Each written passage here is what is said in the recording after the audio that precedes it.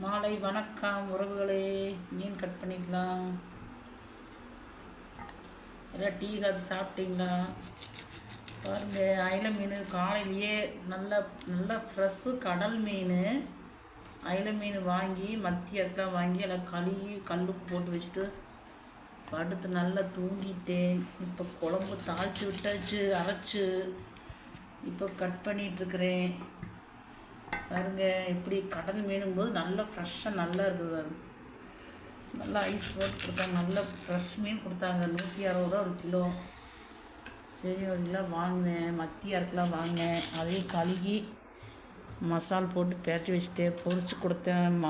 அம்முக்குட்டி சாப்பிட்டா. இது குழம்பு அரைச்சி விட்டு தாளிச்சு விட்டாச்சு. இதை கட் பண்ணி போட்டு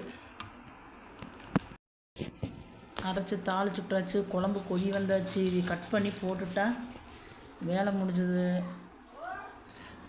நல்ல மீன், ஃப்ரெஷ் மீன், சூப்பராக இருக்குது. அயிலை மீன், சூறை மீன் கிலோ 200 சொன்னாங்க. ஆனால் அது 2 கிலோ 2.5 கிலோ இருக்குது. 1 கிலோ தரமாட்டேன்ட்டான். அப்புறம் தான் அயிலை வாங்கினேன். மத்தி பொடி, மத்தி 3 ஐட்டம் தான் இருந்தது. சூறை, அயிலை, மத்தி பொடி மீன் 1/2 கிலோ வாங்கினேன். 100 ரூபா. அதில் 1/2 கிலோ வாங்கி வறுத்துட்டேன்.